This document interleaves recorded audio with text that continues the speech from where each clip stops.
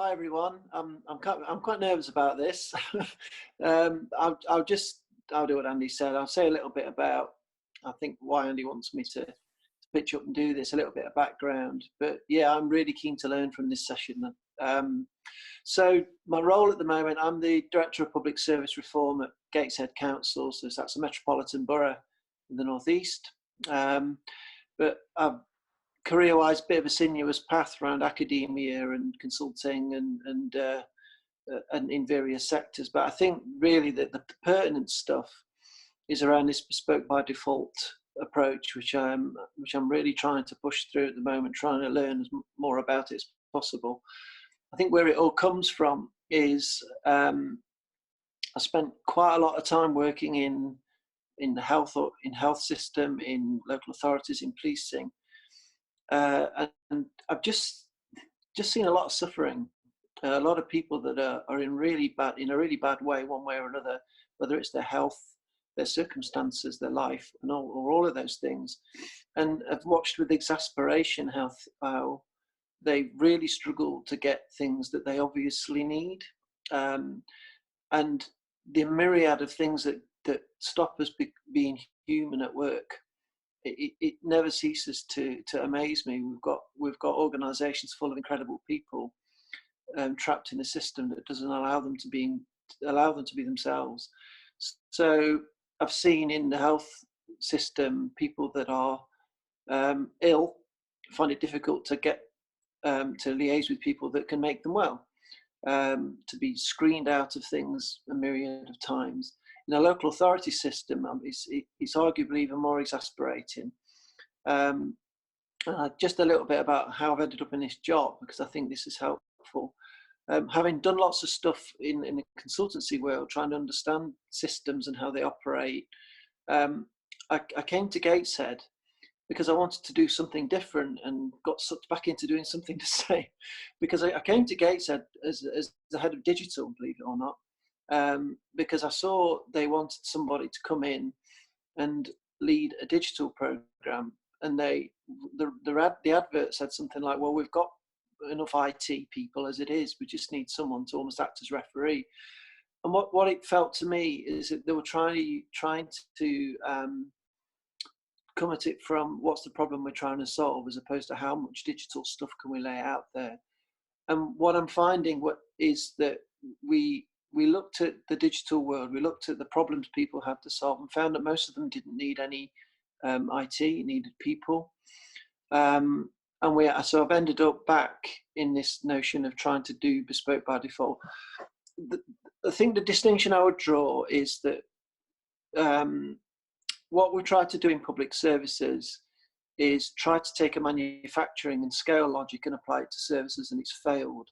So we try to do the same thing to people, the same assessment processes and the same eligibility criteria and the same policies and all this sort of stuff. And people just keep coming back.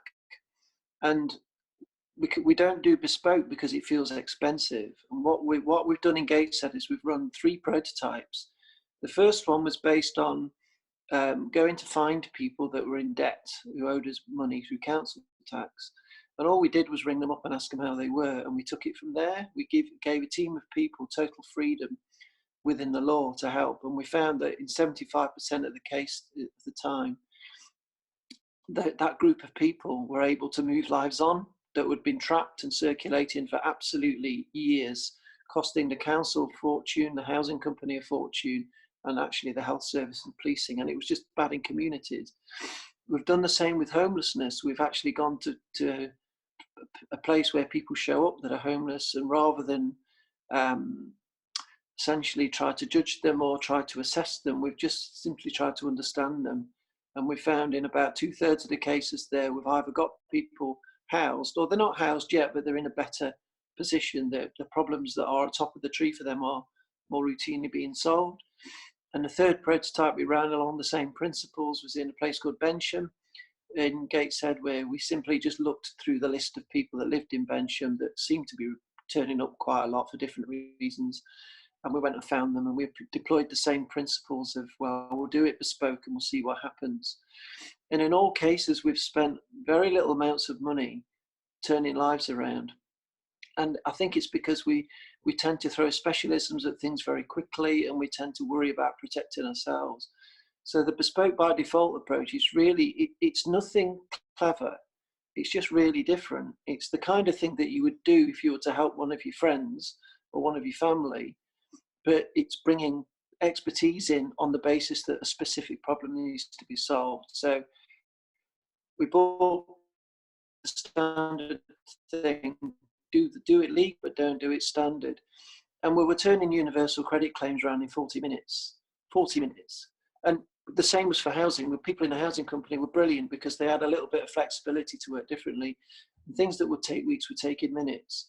Whether that's understanding why an eviction was probably a bad idea, or understanding why the rent account isn't the way it was, and starting to work on the cause of those problems rather than simply chucking policies their way. I'm just trying to rehumanize a bunch of things that have become dehumanized. That's all it really is. But it's a very difficult thing to do in a system that's become very, very specialist, very, very standardized, and quite hard to manage. It's hard to manage as a professional, never mind as somebody who's out there struggling, who's always struggled with systems like this. So I'm now in a position in Gateshead where it's by no means pretty and perfect. We've got a lot of things that are troublesome, but we think we know what the main levers are that we need to work on if we're going to do this properly forever. So it's things like the way we commission, the way we work with regulators, the way we empower our frontline staff, the way that we use data proactively as well as reactively, the way that we create case working capabilities rather than pass people around, and destandardizing assessments. I think if we can do all of those things, we'll end up being able to do bespoke by default, and that's what I'm endeavouring to do. And we're now trying to turn the prototypes into normal. So we're in that cusp at the moment. We haven't cracked it. I'm not an expert, but I think we've got an opportunity based on what we've learned to create a whole different space. So I hope that's kind of what you were driving at, Andy. I think that's a perfect introduction from my point of view, Mark. And I'm looking at faces on the call, some of which I know, whether it's Annie Francis or Nick Parker or Jeremy, or I think I saw Saskia there earlier. So I know they've all got stories and experiences they can share in this space. You've given us a really good list of things that you've learned need to be addressed as well. So I think with just all of that behind us, if I can turn it over to the group, could I ask anyone that's got a question or a story or anything they want to share just to raise their hand using the participants functionality, and I'll just sort of bring you in one at a time.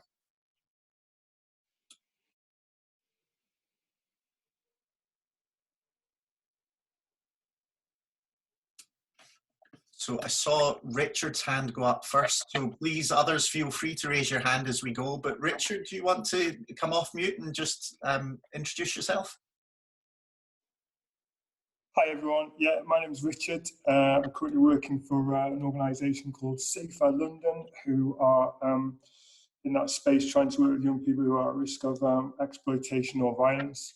So first of all, hi Mark, I've not seen you for a while. I was a little bit involved with one of your steering groups, but I just wondered, Mark, it sounds really positive, but I know that the group finished quite quickly, and also your blog, which I thought was fantastic, by the way, and really thought-provoking.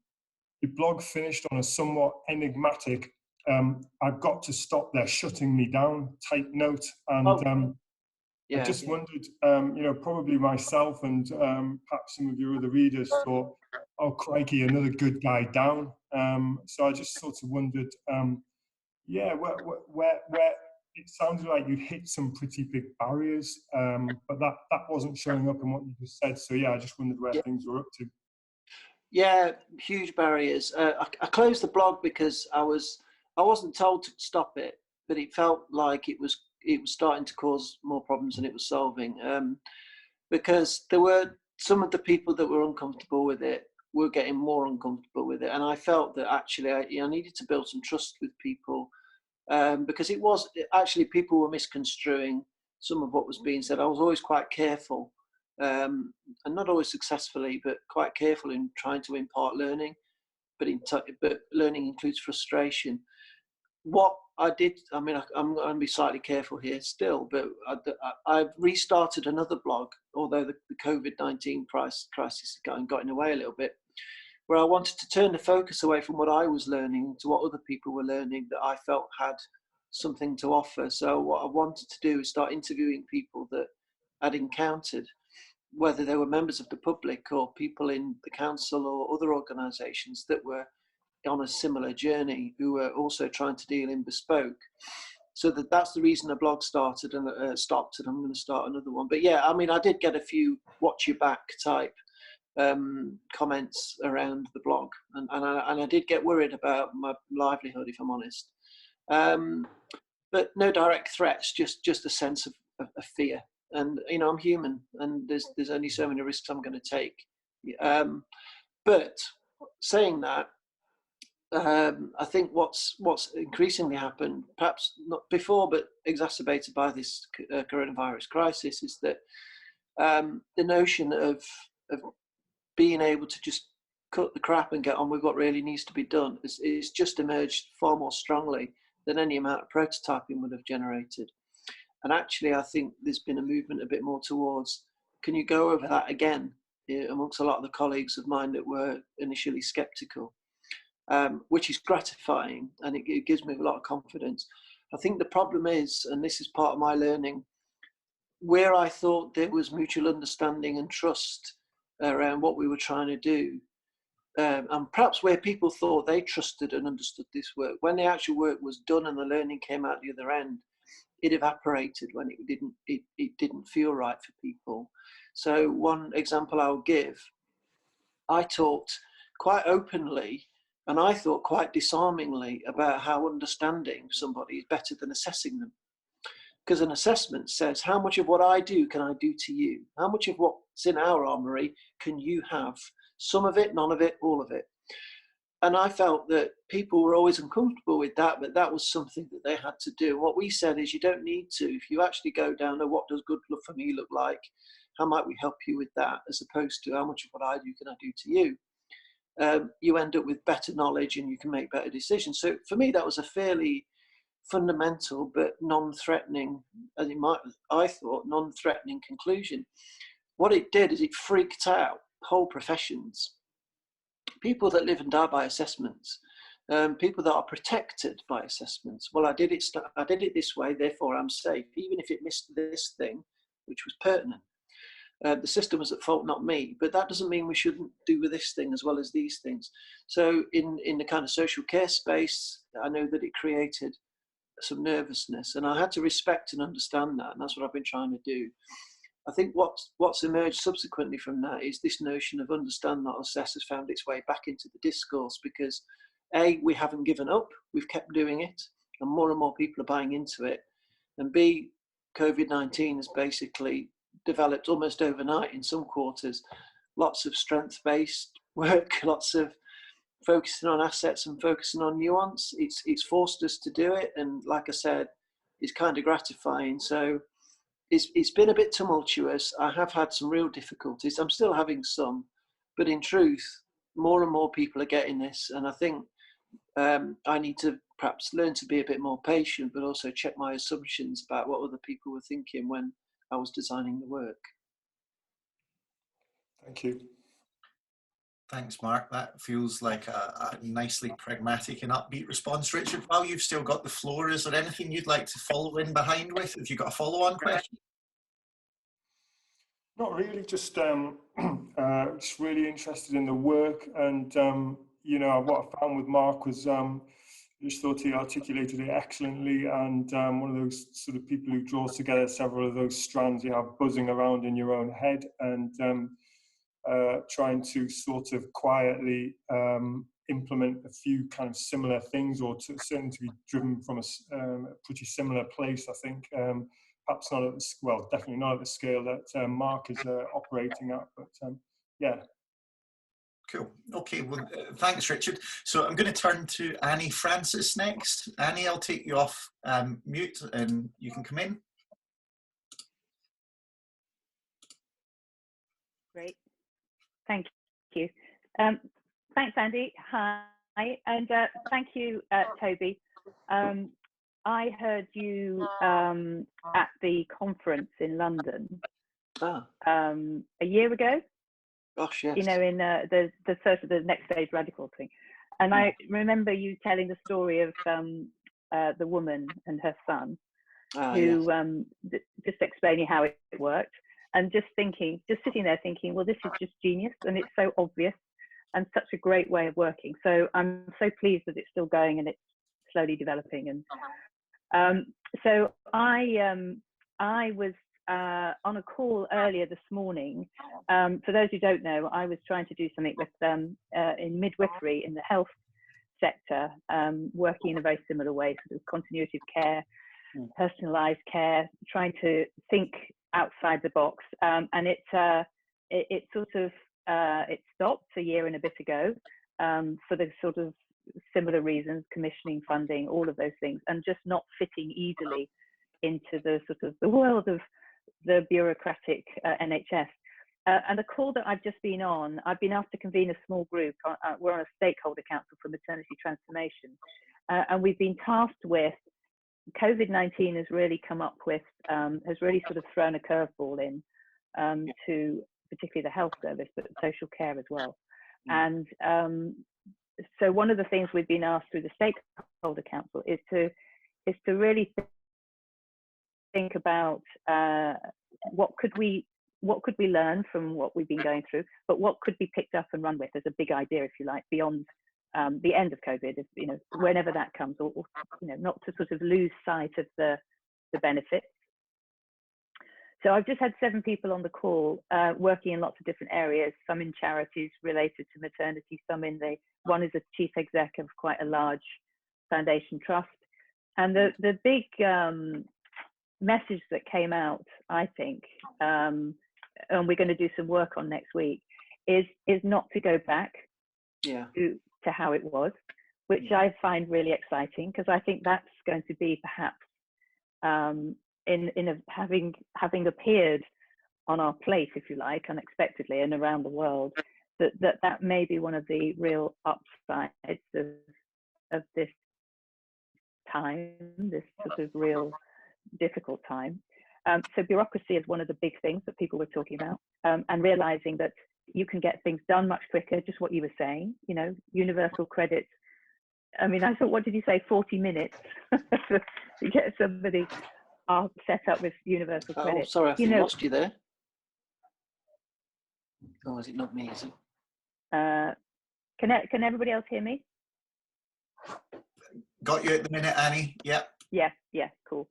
Yeah, no, so I think I'm excited by the idea that maybe next stage radicals actually is maybe it's an idea whose time has come, because of the sort of throwing up in the air all the normal sort of very turgid, rigid, and long-winded bureaucratic ways of doing things have had to be re-examined.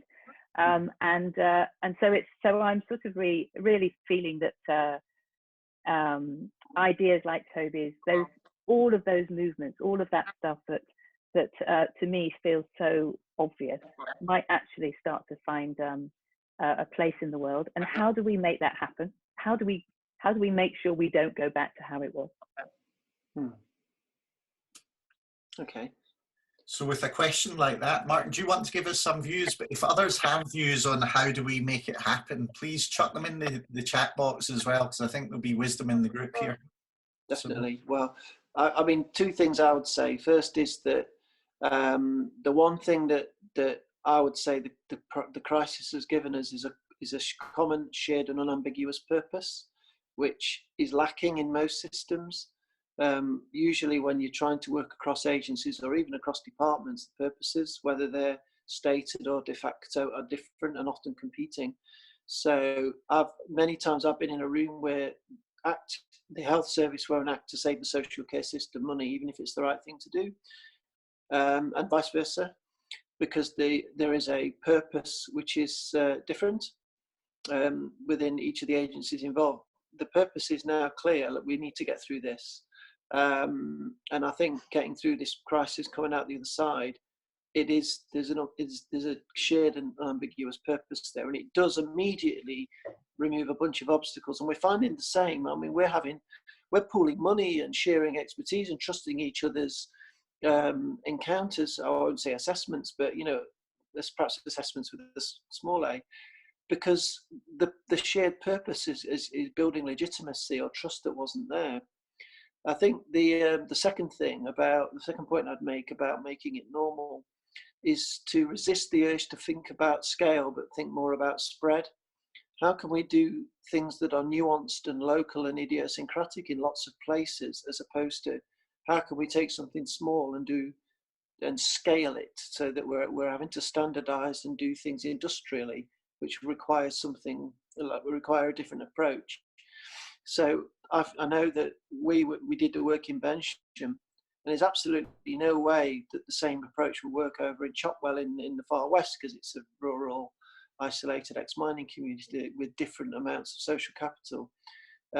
So let's be clear about what the principles and rules are, but let's not go copying the method, because it won't need to be the same. And I think that learning how to work, learning what those tools are, as opposed to copying the specific methods. So what principles are standing up when we're working in a crisis that need to persist beyond it, as opposed to what specific bits of practice. But yeah, and actually what shared maintained purpose might we keep when the virus has gone away and we don't have that its purpose anymore. And I think that's my worry about retrenchment, that we're going to end up going back. The purpose the crisis gives us gets replaced by the one we had before. I'm really worried about that. And I think that's something we need to be really explicit about wishing to keep. Thanks, Mark. I can see a few suggestions in the chat section too, and there's a question there that links to your point about scale from, forgive me if I'm pronouncing this wrong, Nimal Jude. Mark, what are your views, Malas, about larger scale government-led innovation programs that seek to scale in other areas? So you touched on it a minute ago. What's your view there? Well, the track record ain't good, is it? But it depends. It really depends what they're trying to do. I mean, if it's something that requires little context, if it's, I don't know, yeah, well, I'm just trying to think of an example. If context matters, then the likelihood of rolling something out that's standardized, the likelihood that's going to save money and reduce demand and reduce waste is very small.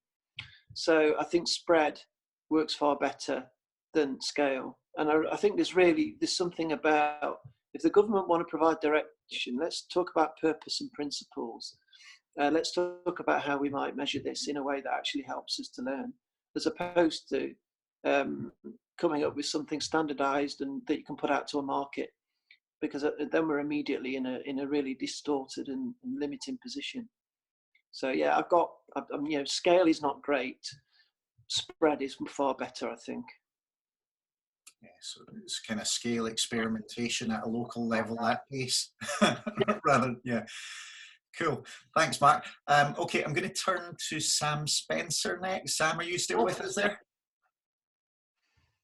Yes, I'm still with us. Apologies, my son's howling in the background, and I just had to go and check to make sure my other half was doing right. Hello, Mark and everyone else. I work for, just to introduce myself very briefly, I work for a council in southwest London, and I aspire, or perhaps even dream of doing something like Mark's doing there. So maybe one day. It's sort of been picked up a bit already, Mark, but my question is around the sort of specialist versus generalist question. I've been doing some work with domestic abuse services, and what I found interesting there is, because I'm going around talking to lots of survivors, either in groups or individuals, and because I'm in not a situation where I'm not assessing anyone, I'm not particularly bound by time, I'm there only for learning, that I'm able to build relationships with these people I'm talking to, even in that brief chat, and they'll open up to me and talk to me, and they seem to sort of be quite happy speaking to me. But then you hear about the interactions with people they have who are kind of much more well trained in domestic abuse than I am, and there's a real sort of often a lack of empathy, which I don't think is probably down to the person. I think it's down to the system around assessments and timescales and things like that. But when I start to sometimes pose some of these things around, well, actually what we need more of is these skilled generalists with sort of a big pair of ears who can show a bit of ingenuity, that gets frowned upon very quickly because it's all in domestic abuse. No, you have to talk to a specialist IDVA, which is like an advocate, a trained advocate and things like that. Or, you know, you have to speak to a specialist social worker of children rather than, and I was wondering, you know, I'm sure you've had that challenge, and if you've found any approaches that might have helped with that. None that don't involve some friction. And I think knowing that it's going to means that you can start to reduce it. But what I would agree with your analysis, actually. The phrase I often use is that relatively, not simplistic things, but simple things have become complex by association. So you might find that something a specialist knows how to do, because it's a very specialist thing, isn't needed very frequently. But it's in a realm where so let's say an IDVA there may well be elements of that IDVA's knowledge which are extremely difficult to obtain and all the rest of it, which require an IDVA to do it. But actually it represents a small proportion of what the value add conversation is, the relationship building that builds trust and enables practical things to happen. So an IDVA, for example, I've done some work with IDVAs, might end up doing things that you and I would do: empathy, listening, trying to understand, trying to build a solution together. Some of those things do not require that expertise, but because they're in that realm, they're almost claimed by that profession. So something that's relatively simple, I'm not saying simplistic, but simple, it is made complex by association because it's done by somebody that also does complex things. So if you're trying to do those things that you don't need that complex thing to be able to do, you're parking your tanks on somebody's lawn. I've learned that the hard way, because I felt that having a conversation about why somebody was in debt and how we might help them both maximise their income if they're on benefits and also seek to help them with other problems. Well, you're not a qualified debt advisor. What are you doing? You know, and it becomes a very difficult conversation. And what it requires, I think, is if you have an expert with you who can impart, if you run a prototype that can impart their wisdom, but the deal is they have to also be clear about what is complex by association, but not actually complex. And what does that tell us about the skill mix at the front line?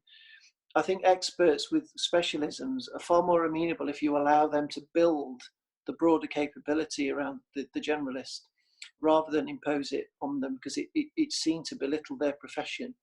It's a difficult thing to do, and I've not always succeeded, but we have in some instances. We've done it around homelessness to a degree, and we're doing it a bit around the social care space now, which has been hard won. We've had a few battles there, and that's probably clumsiness on my part early on. But I think that notion of, well, what are the actual things that helped? Write them all out. You know, if you're able to create a prototype, or even just a prototype of one, where you're able to say, well, that helps, that didn't. And then ask, well, actually, what skills and requirements are needed to do that thing? And does it always follow that somebody who does this thing has to know this high-end thing up there? It's difficult, and it's hard one, and there's not I don't think there's a free route to that, because the starting position is the specialism and the profession. So you're having to work with something that's already constructed, and you might be having to deconstruct it a little bit. I think if you know you're going into that, then you can steel yourself for it and start to build the relationships. My mistake was thinking that logic would be enough, and it wasn't. I totally underestimated the emotional impact of the analysis. So in subsequent iterations, I've been a bit kinder to people that have found themselves adopting simple things and deeming them to be complex. It's a tricky one. Thanks, Mark. Thanks, Sam, for the question. I noticed there's a comment in the chat as well about scaling trust. It feels like trust and identity are pretty key things in what you're describing there, Mark.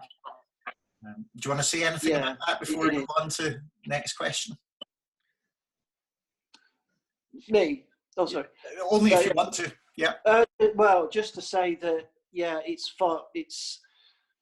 I know it's cliche around trust and you have to build it, but I think sometimes you have to acknowledge the fact that if you make a mistake, you've got to kind of rebuild the trust rather than just, I guess, hope you've still got it. It requires a degree of patience, but I think an awful lot of humility. I've had to admit to cocking things up an awful lot to people that thought I was being a bit arrogant, and here's a logical bunch of facts. You can't argue with these facts. There's the value add. This is what the punter says out there. This is what the customer, if they, for a horrible word, are saying. You know, that's inarguable. So, get on the bus and we're going to go and do this. I'm having to logic isn't enough, and I'm almost embarrassed to admit that I thought it would be. Cool. Thank you. Emer, can I turn to yourself next? Yeah. My name's Emir. I work for an organisation called. Sorry, Emir. All right, don't worry. It's a Welsh name. Not many people could say it. So I work for an organisation called Lab or YLab. We're a partnership between Nesta and Cardiff University, and we're trying to encourage public sector innovation in Wales. We've worked with a number of different projects and public services across Wales, trying to bring in or support innovation. And one of the things that's come up in some of our work is projects are trying to innovate within a system that they see as broken, and it's whether it's worth trying to innovate within that system, or what difference it can make, or whether you need to change the system itself. And I wonder if you've got some views on that. But also from what you've described, I would say it's maybe a slight combination of two. But have you got any views on kind of what level of support or who you need to support from? Because obviously this thing around leadership always comes in terms of innovation, etc. You know, people on the front line delivering services often realise what the issues were, but can't make those changes because they've got targets or monitoring, or they're trying to prevent litigation, etc. So, you know, I guess it's who needs to kind of implement or get this change going, and how do you get those leaders to adopt it? I think I'll give you an example. I mean, the broad point is if the leaders aren't clamouring for this, but it needs to be done, then the thing to do is to try to garner curiosity. And the way to garner, so if I had a guy in council tax in Gateshead. I was doing the digital stuff, and that was taking an approach around trying to understand the frequency and complexity of different problems and the extent to which IT was or wasn't a potential solution. And it was quite methodical. And he's brilliant bloke, because he spotted that approach, he liked it, and he said, well, you can apply that to demand into council tax, because some people contact us, they've moved house, they've moved into the area or whatever, and sometimes it's relatively transactional. But he was noticing that the standard approaches and the standard responses as per the IT were clearly not solving problems for people that were struggling. But nobody else was interested. He wasn't a manager, he was a kind of first-line supervisor. He is a first-line supervisor, but he's also a sterling human being. And he collared me and just said, would you come and listen to some calls? Because I think what that framework you did for digital works for council tax. And it was great, because I was already thinking, I'm bored of digital, I'd like to do some proper work. Apologies if you're into digital.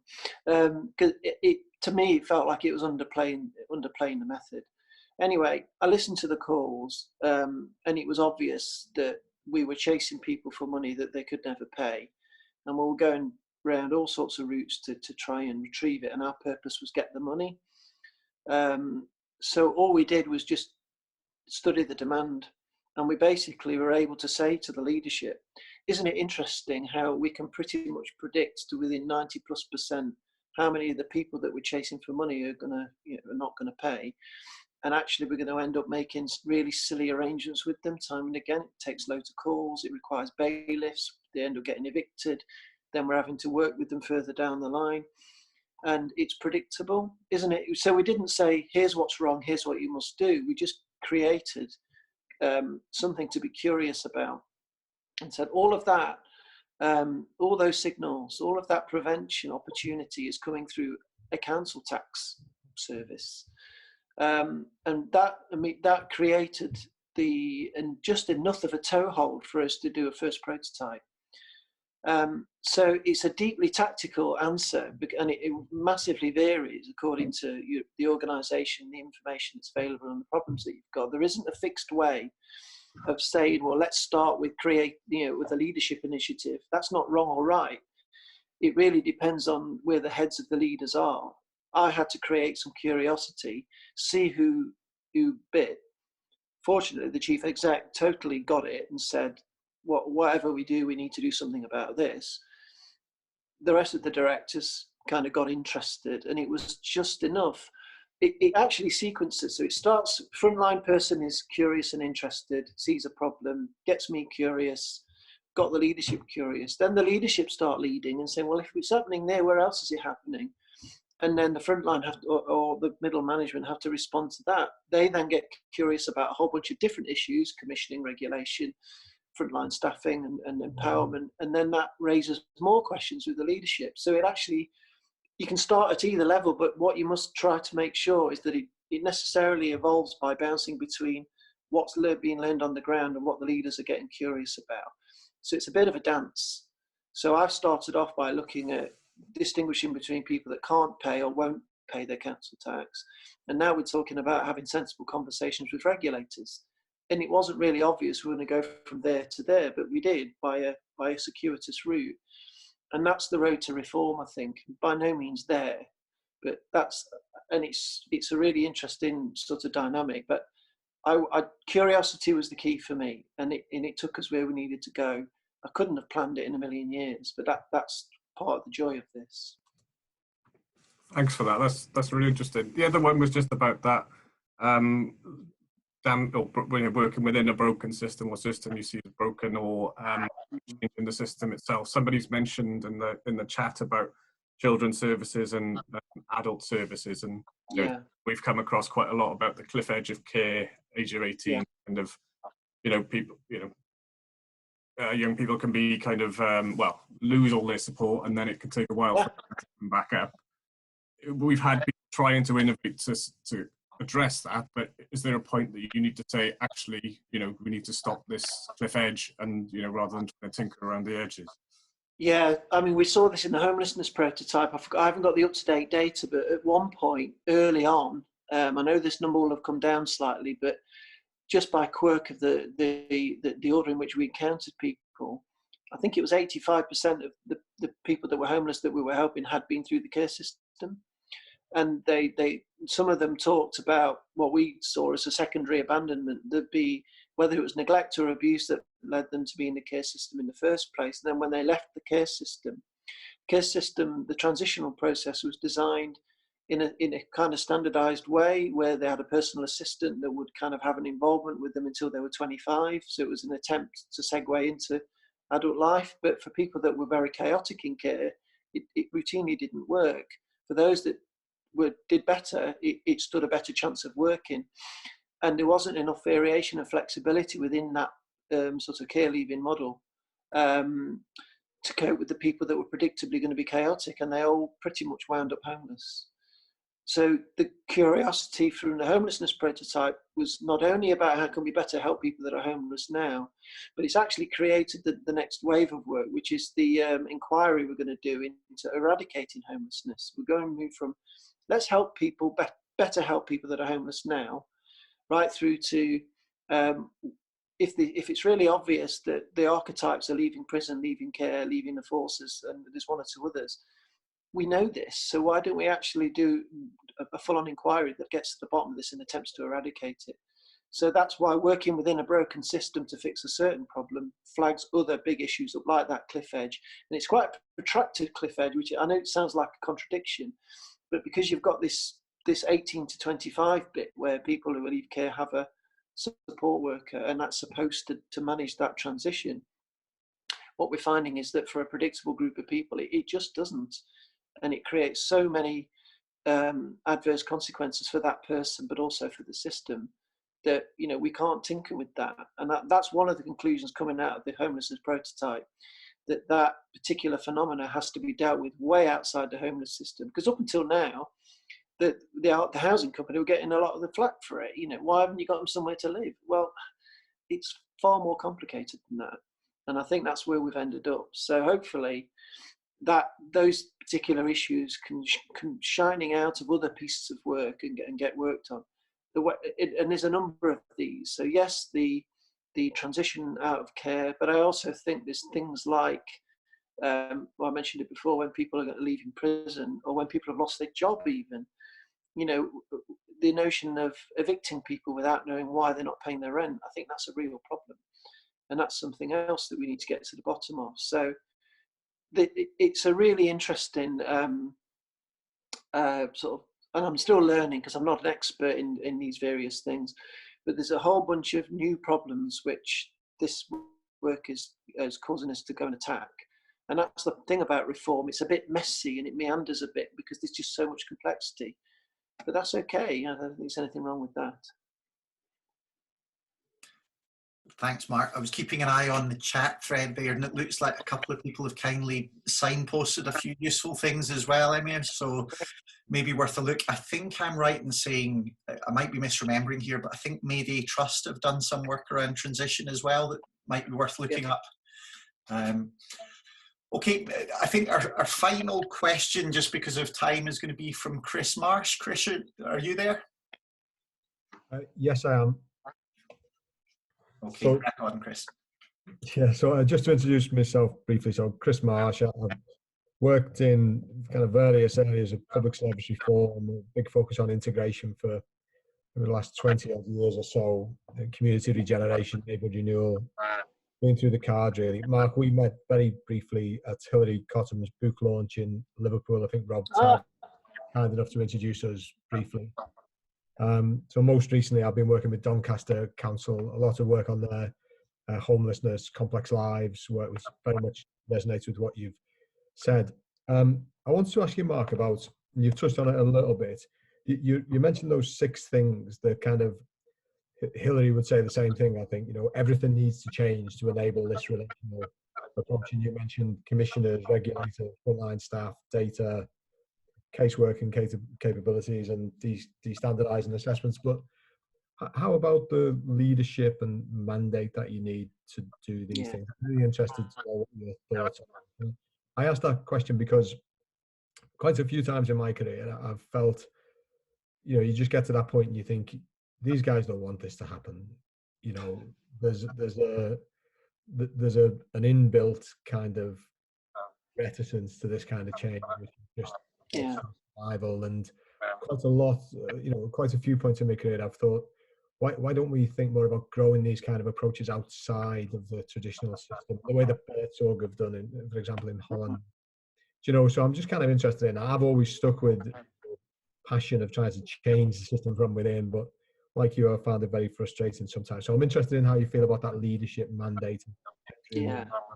Sense when you've got a live one, really. It's, I'll admit, and I don't think this will surprise you, it fluctuates somewhat. There can be some really dark days where you just said it, you know, these guys don't want this. It's too much like hard work. It's either in the long grass or they're trying to torch it, and you just wonder why you're putting up with all of this sort of stuff. But then on other days, you have epiphanies where, certainly, well, put it this way, without a strong chief executive, I wouldn't be able to do this. There's no way. Now, she doesn't have the entire mandate to solve. This is a sector, a multi-sector societal problem, including but not restricted to the systems that, you know, it's an ecosystem really, isn't it? Yeah. But nonetheless, some of those big points of leverage around commissioning and regulation or whatever do require specific leadership action.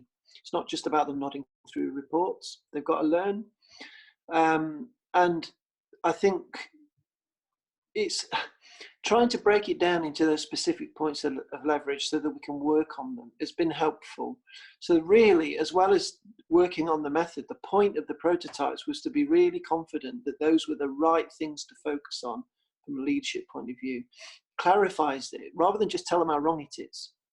It's about saying, well, this is the ticket to reform. It's difficult, but this is the exam question. So what's happening now, of course, is people are, and COVID-19 is accelerating this, people are gravitating around those points of leverage. So when I talk about let's have sensible conversations with regulators, and you know, originally the leadership, the particular leaders that need to do that might be a bit weary because essentially they're the people that they want to impress. Those sorts of reasons for resisting have become totally and utterly superseded by a desire to solve this problem through the crisis. And I think that's happening again with commissioners, because we've shown that we can do sensible things with money and contracts and relationships very quickly. Why are we dithering over it in peacetime? So the leaders themselves are starting to get a bit more courage, I think. So one of the silver linings from this awful crisis that we're in, that those leaders are starting to recognise themselves as needing to do some of this work. Now, I don't know whether they'll retrench or not, and I don't have a neat answer to the question. But I think the best thing I've done in this recent months is pin down those particular points of leverage. I think, to say it isn't about just telling you the system's broken and saying you get paid a six-figure salary, your job is to go fix it. It's about saying, look, it's these things based on this evidence. Yeah. It's nobody's fault. It's just the way it is, and that's what I'm trying to engender. So I think that leadership remit it's complicated, and it's complicated for them, and I'm trying to empathise with them as much as I can when I'm trying to work with them.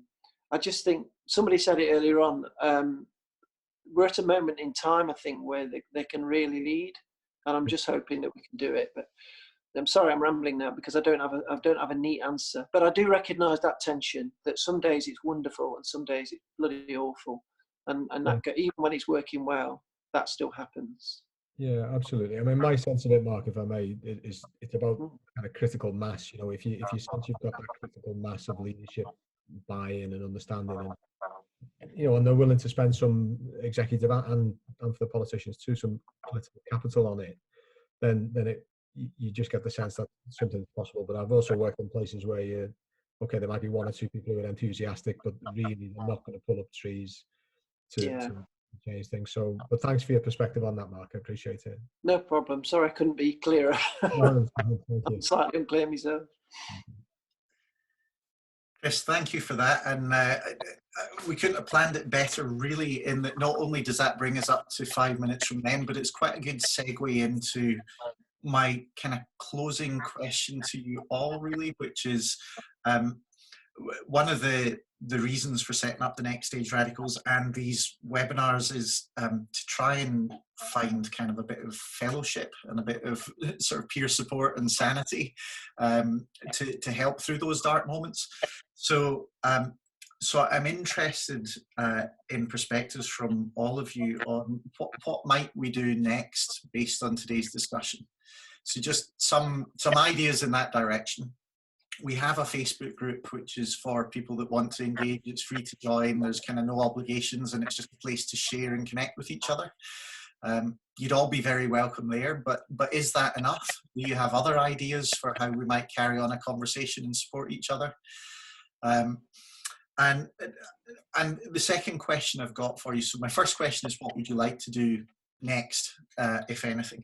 My second question for you, and please just chuck thoughts in the chat box, is to whatever extent this has been helpful, I'm sure there are things we could do next time that would make it more helpful. So what would make calls like this more helpful in the future?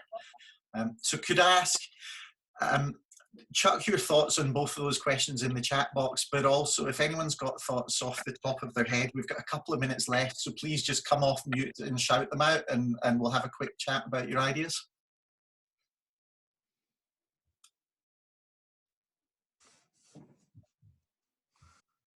Possibly a bit controversial, but I'll just put it out there, see what people think.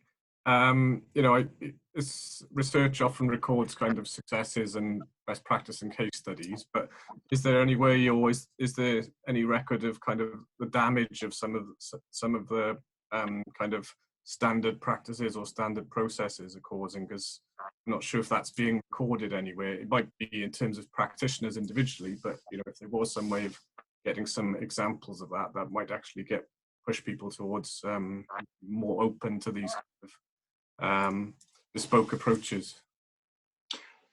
Okay, I've got just quickly on that. I think that's one of the ways that we did garner the initial curiosity. Here's how bad this is what can happen when something seemingly simple but standardized and incorrect snowballs into a life catastrophe for somebody. So we might send a bailiff around to somebody that we knew predictably couldn't pay, and we had no idea of the context, and we've ended up creating a massive, complex problem which is risking somebody's life. And it's not an exaggeration to say that there was a lineage between one action and a consequence, nothing intended, but not beyond the realms of fancy by any means. And it was basically saying these things are predictable, and I think that has really helped us. That the idea of the current destruction that is possible if we do what's plausible but incorrect is as much as what garners curiosity as an alternative, a way that might save us a lot of money.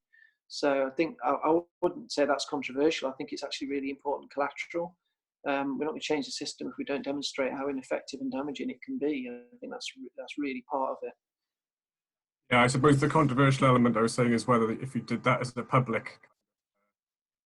Oh, I see. Rather than it being internal, kind of pointing these things. I think it's a good method to change minds internally, but whether in terms of sharing it more broadly, that's where the controversy. Yeah, I can see how that would freak people out, definitely. But actually, because people will be worrying about the culpability and vulnerability, wouldn't they? But actually, there's something there about the humility of saying the system is broken. Nobody meant to do it, but it is broken. This is why we're going to change things. But it's an interesting one. I've never done that. I don't know if anybody else has. I'm interested in whether, I've been thinking about this as we've been talking about, whether we could look at some of the other seismic shifts that have occurred over the last, for me, 30 years anyway, where, things used to be one way and then they were changed, often through national diktat, really, to become something else, and that kind of proved that change is possible. I'm thinking now of things as crude as compulsory competitive tendering, which I was old enough to have worked in, and local management of schools, things which just changed the scenario altogether, and what the upsides and downsides of those things and conditions that were needed to make them happen were. And maybe think about that in this context. That I'm particularly driven there by the fact that I think what you're talking about, Mark, and lots of us are trying to do it in different ways, I suppose. It's intuitive, isn't it? It makes sense. But so was joining up public services when the social exclusion unit were talking about doing that 25 years ago. But how much have we seen that really become standard practice? How many times we've got to be reinvented? So I'm just interested in that story. How can you turn these things into, it's not about scaling. It's just about becoming the way we all think things should be done. That's why we do them. So I'm interested in exploring that a little bit more, if that makes sense. Mm-hmm. Cool. I'm conscious that we're essentially out of time. So I'm going to keep this call open for another few minutes for anyone who wants to stay on and add to the text box, the chat box. So please chuck in thoughts, comments, etc. in there. What I'll do following on from this is I'll share, as I said at the top, I'll share the recording on the Next Stage Radicals YouTube channel. And please feel free to get in touch with me direct if you want any more of the details, like the text that was in the chat and so on. I think it's only left for me to say for today, though, thanks to Mark, and also thanks to everyone for joining. I really appreciate it. Maybe just a quick thumbs up or something to show appreciation for each other. Thank you. Yeah, thanks. I thought it was really helpful. Brilliant. Okay, folks, as I say, I'll leave the call open, but feel free to leave whenever you want, and I hope to see you at a future webinar. Thanks, Andy. Thanks, everyone. I have to dash. Thanks, Mark. Thanks a lot. No worries. Thanks, Andy. Thanks, Mark. No worries.